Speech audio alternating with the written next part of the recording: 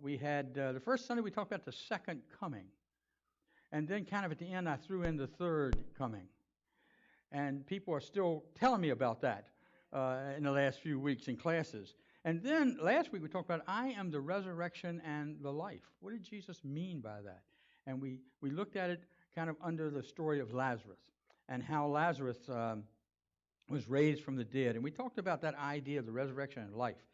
And that we can be resurrected. We don't have to wait like Lazarus did to die, okay?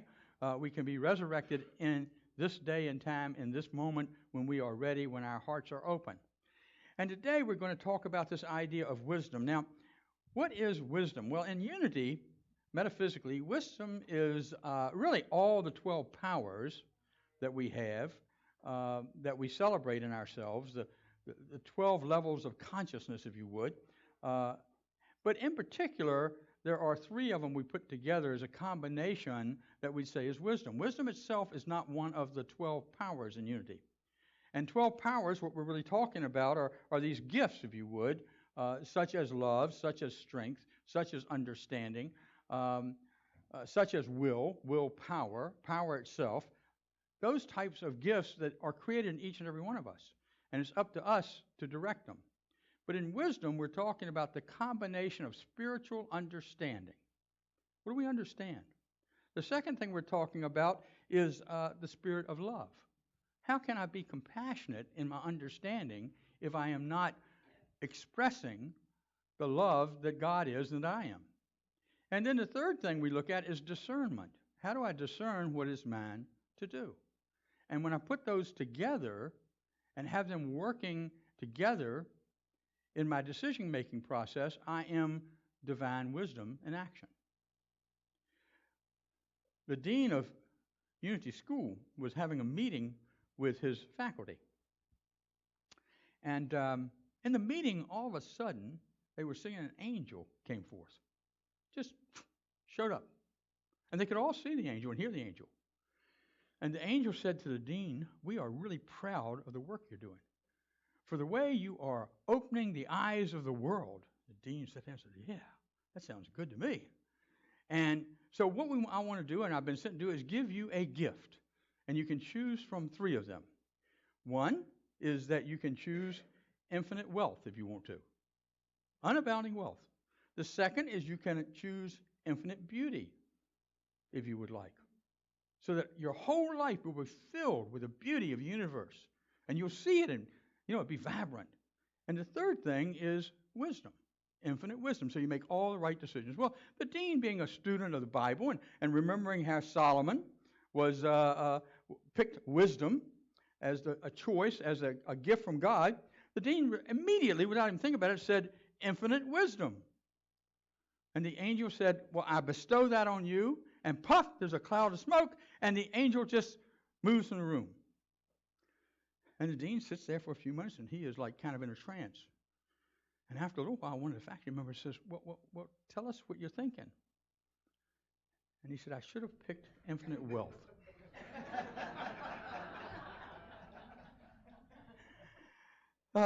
So anyway, what do we know until we experience something, okay? Jesus gave the idea of this wisdom, of the foundation, if you would, in the story about the guy who builds his house on a rock, and the rains come and it sustains itself from the storms of life. And then he talks about the person who builds his foundation on sand, and when the storms of life come away, the house is totally destroyed. I think Jesus there is talking about the foundation of wisdom. Build your life on the foundation of wisdom. I still remember that song as a kid. How does that go? Da da da da da da da da da. How does it go, Vicky? Do you remember? Man built. That's right. Remember that? How many people remember that? Yeah, you were Baptist. Thank you. Anyway, so what we understand is that we are here to build a foundation on the rock of the Christ presence within. And as we do that, we start to grow our wisdom. And so one of the questions that we ask sometimes, well, how do I create wisdom? How do I build wisdom? Well, actually, you don't have to. It's already there. You have to just come to recognize it, but usually that takes us on a journey, a process to be able to do that. Very few people just wake up when they're 4 years old and say, I got wisdom. And then at 10 years, I got more wisdom. And at 21, I really got wisdom because I'm in college and I can tell my parents they're not very wise. Or think they're not. I couldn't tell my dad that, but I didn't think he was very wise. Until, as he said, when I came back out of college, he was amazed how much he had grown because I then respected him more, okay? So anyway, we have to build this wisdom. And as we do, there's several ways that we do it. I think, first of all, they say that you have to have a desire for wisdom with all your might. You have to really want to be a person of wisdom. And the first way we start to do that is that we start to build a foundation based on education, if you would, based on the intellect. We start to build a foundation and we become a student of life itself. We become a student of our profession. We become a student of our avocation. We become a student, if you would, of our spiritual growth. And as we do that and combine that together, now that's not wisdom, but it's building the foundation for wisdom. Because intellect itself is not wise. It just helps us make good decisions if we use it properly.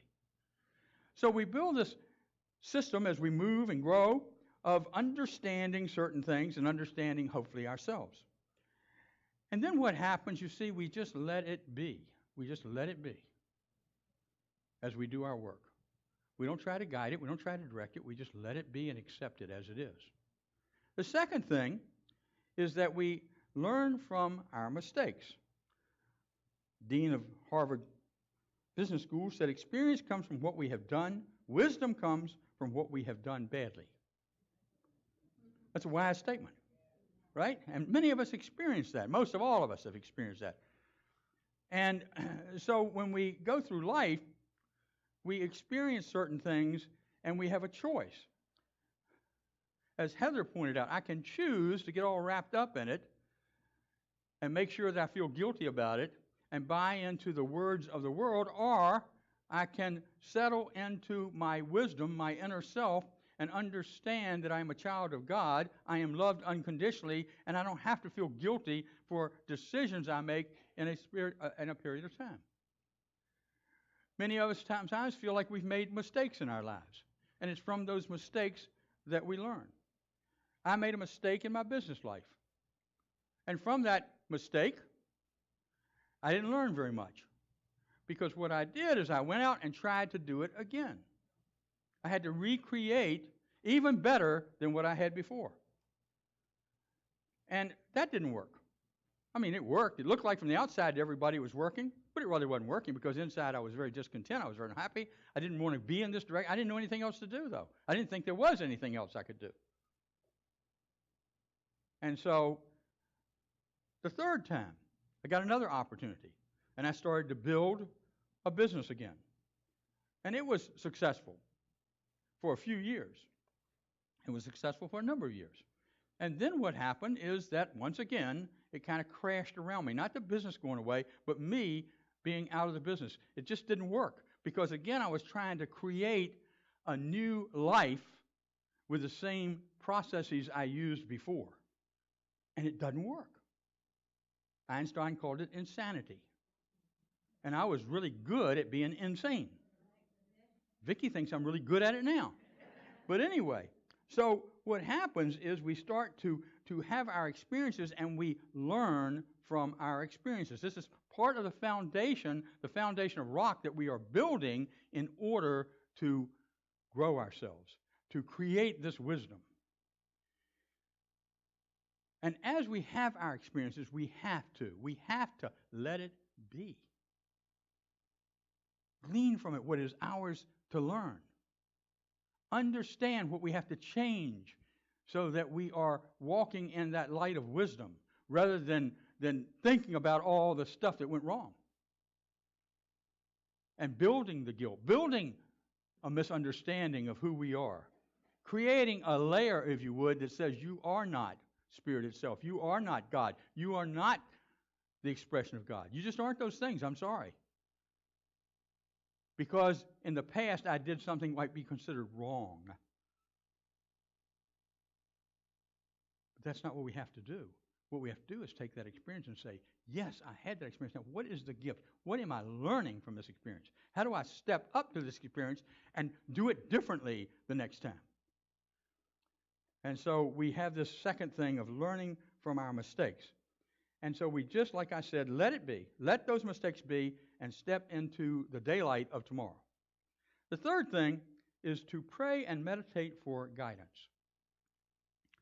We recommend in Unity, and strongly recommend in Unity, that you develop a prayer practice, a meditation practice that's disciplined, that's daily, that's maybe twice a day or 3 times a day, whatever works for you.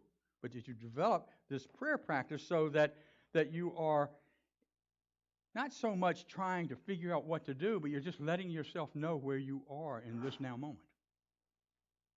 See? We're not trying to have an experience always in meditation. We're just trying to be in the silence so we can still our minds a little bit. Now we have 65,000 thoughts a day, and those 65,000 thoughts a day get in our way of stilling our mind. But you know, if you do any meditation at all, I don't care if you think you're not successful, if you do any at all, it's going to slow down the thought system just a little bit. And as you do it, it'll slow it down a little more. And eventually you'll have these gaps in the thinking, which brings in divine ideas, divine thoughts about who you are. And it opens up, you open yourself up to the light of what you are, oneness in God. And that you are wisdom, that you are the power of God, right here and right now. And as you start to step into that, as you understand that, as you live that, then what happens is that you begin to cut away at old belief systems, the sword of wisdom. Jesus said, I did not come here to bring you peace, but instead of peace, I came to bring you a sword. Now, that's always confused me. I go, what? That's not the Jesus I was taught. That's not, I think somebody made that up and put it in there, okay? Then I started to understand it. It says you're going to have family against family member. Those things happen when we have old belief systems that don't work for us. It happens when I have a belief system that I should resist. It happens when I have a belief system that says I am right and you are wrong. It happens when I have a belief system that says you're not as good as I am. I am a Unity practitioner, so I know better. Okay? Anything of that nature. So what happens is we take the sword of life, the inner sword that is the Christ presence, and allow ourselves to cut out old belief systems and allow ourselves to have space for the new belief systems. And what happens is we learn to live life fully. We become the resurrection. We become the life. We experience that second coming of the Christ within. And when we do that, we just let it be. I was looking at Eckhart Tolle this week trying to find something on wisdom. Now, he's talked about a lot of stuff. But that man hasn't talked about wisdom yet that I can find, okay? I'm sure he has, and I've read some of his books, and I know it's in there, but I couldn't find what I really wanted in a video clip. That's why we don't have one this morning. But I didn't need it, because what I heard him say is in the power of prayer, in the power of being in the now, he said, you know, you don't think you have time to pray during the day. You don't think you have time to meditate during the day. You're just so busy getting things done. He said, now let me give you a couple examples of when you could do that. He says, you know, you go into a building and you push the button for an elevator. And what you're thinking is, when is this elevator going to come? Why is it only the 3rd floor? Why does this one go to the 4th floor and go back down to the 2nd floor and go back up? Your mind's doing all that. I can hardly wait for the elevator to get here.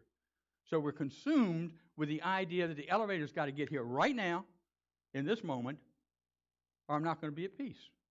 He says, what you do is you push the button, and then you stay right here and now. Isn't it nice that this elevator is on the 3rd floor, and people are getting on and getting a ride down? Isn't it nice that this elevator is operating at all? Yeah? And so you start to be in the now moment, experiencing the elevator. He said, and then when you go up to a stoplight, you know, and you're like the 3rd person in line at the stoplight, that you have a choice. You can either sit there and worry about when is the light going to change, when is it going to go to green, and how long is it going to take these people to move through it when it gets to green. I mean, I'm only 3rd one in line, and I don't know why they're not moving. I'm ready to run them over. Now, I know none of you feel that way, but that's what happens, okay? And so what we can do is say, look at the beauty. I did this this morning. Look at the beauty in the red light. It's radiant. It's beautiful. There's nothing wrong with the light. It's my reaction to that light, you see? And so I can be in the now moment just for a second, but it takes some anxiety, some tension out of me. The other one that I've learned about, and I mentioned a couple of weeks ago, was down here at this toll plaza at the bridge. Do you know how many people drive up and don't have any money out, don't know what they're doing, and cannot put their money in that thing and drive on, and I have to wait because I got the little sticker? Well, the more I thought about that and more I focused on that, the more people started doing it. So I'm making a mistake, you see. I'm not really focusing on what should be. So this week what I'm going to do is I'm going to say, thank God they've got their money. Thank God they're not running through the toll plaza and causing a wreck. Thank God that they are not so busy that they can take their time to go through the toll plaza. And I don't really care how quickly they do it. I'll report back later, okay? I know what you're thinking. I will report back later and let you know. But you see, it's that power of being in the now that creates the wisdom, and it creates it because there is no anxiety in the now. Wherever there is anxiety, where I am thinking so fast, there's no room for the now. There's no room for wisdom. And so through the power of prayer, through the power of meditation, I can gain wisdom. What I can do is I can take my experiences, I can take that which I've learned and combine them together and go within myself and come up with the answer. Knowledge by itself is not wisdom. Experiences by themselves are not wisdom. But putting the two together, along with love, along with my spiritual growth and spiritual understanding, I create the power of wisdom and I allow it to work within myself. So when I have a meditative experience, I have one that gives me answers eventually. Not in a moment. I don't have to see any colors. I can see a gray wall. I don't have to see light. I can see what some people would call darkness. But if I'm focusing on my breath, if I'm focusing on life itself, I'm in that now moment. And I find out so much more about myself. And as I find out more about myself, I am able to be in the now moment more and more and more. And I'm able to let go of many things and just let it be. Just let it be. The fourth thing is to think right thoughts. When we realize our oneness with the Christ, when we understand that from that comes our peace and our prosperity and our contentment, that's what we're really seeking. That we don't find it in everything else in the world. We don't find it in a partner. Unless we find it within ourselves. Then we'll find it in a partner. We don't find it in addiction. We all know that. Even if we're addicted to something. And all of us are addicted to something. Something that blocks us from the good of God. Something that blocks us from our spiritual self. That's what I'm calling an addiction. So we all have some of that. And how do I understand and control that is by literally understanding my oneness. Peeling back the onion, as they say, and finding out the truth of my being. And as I do that, I start to understand the laws of cause and effect, but I understand them in a different way. See, I always understood them as the world taught me. If you create war with me, I'm going to create war with you. If you create war and I want peace, I'm going to go to war to get the peace. And none of that works. Most of us know that. Innately we know that. And so I step into the truth of who and what I am. And that what happens is cause and effect now changes.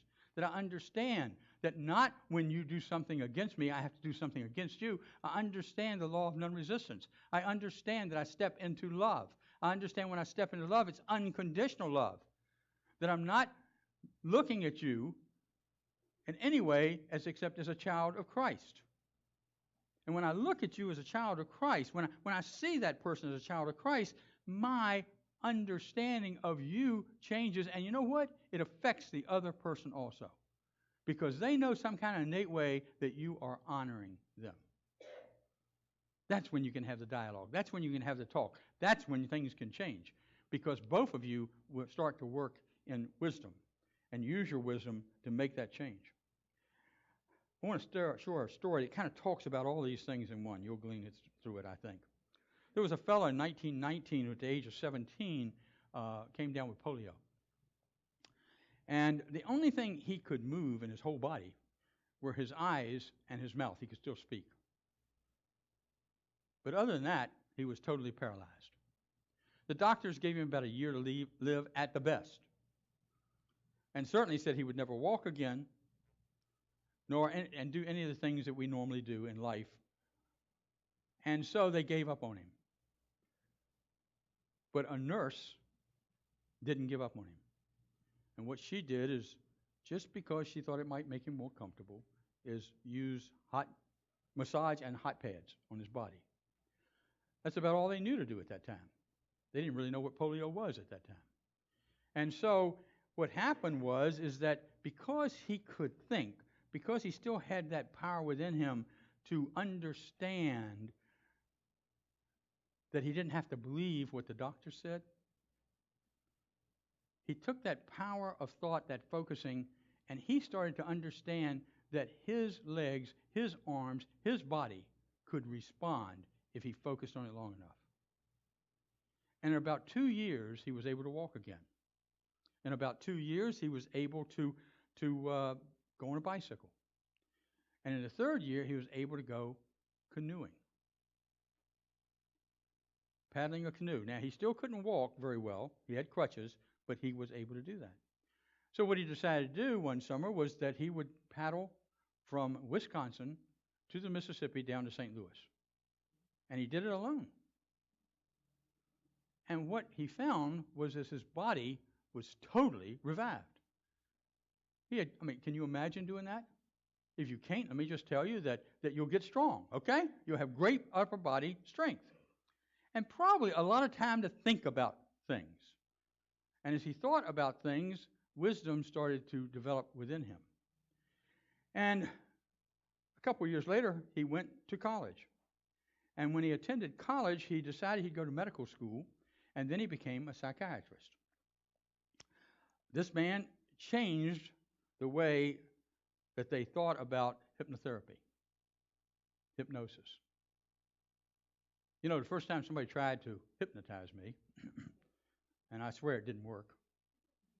Oh, they say I acted a little silly at times, but no, it didn't work. Was, they used that little clock or whatever, and back and forth, and I was supposed to get hypnotized. Well, that didn't work for me, but it did work for a lot of people. Well, he did away with that concept. He started saying that hypnosis was natural in nature. We could hypnotize ourselves. We might need help in getting there, but we could do that. And so he developed this whole process about the wisdom to heal oneself, because you see, he used that wisdom to heal himself. He took his experience, he took his medical knowledge, he put it together and made a change in the medical world. Some of you probably know who I'm talking about right now. And his name is Milton Erickson. He wrote 5 books, textbooks. He wrote 130 journal entries into the Journal of Medicine. He's been well respected and was well respected. And he didn't die in 1 year, obviously. He died 60 years later, at the age of 68. He beat all the odds because, you see, he began to see the wisdom in one's healing themselves. And what he started to do was to teach that process, that he would look at people and say, you are unique. There is a uniqueness about you that gives you the ability to grow, gives you the ability to grow. There's a uniqueness in you that gives you the ability to heal all aspects of your being. But it's in you. So he did away in his practice with the diagnosis form. It says, here's what you are, so therefore I will treat you this way. No matter your experiences, no matter your background, you get treated this way. And he started to understand that that was powerful and that the wisdom within a person was healing them. That's what he learned from it. That's what you and I can learn from it. There's the power of wisdom. We can heal emotionally. We can heal mentally. We can heal physically. We can heal spiritually. because we're willing to step into it, because we have that desire for that kind of wisdom. And he didn't put it in these words, but these were words we put it into unity. What was happening is that Milton Erickson was able to understand that the kingdom of God resided in each person. Now, the kingdom of God is not a God out there zapping you. The kingdom of God is the understanding of spiritual laws. It's the understanding that you can step into those spiritual laws, and as you do, you will grow. As you do, you will create this divine wisdom. And it's the sword that cuts through all the stuff that says, I can't, and gives you the ability to say, yes, I can. But the only way we can is if we let it be. The only way we can is we use that sword to create space so I can create that divine wisdom. Each of you are divine wisdom. Each of you have an education of some type. Each of you have experiences of different types. Each of you has the power to go into prayer, to meditation, even at an elevator. You see? And so, let me just assure you that you are divine wisdom. If you need to uncover some things to find it, that's wonderful, because that's the process, that's the journey. So I just say, as a homework assignment, be wise. Thank you.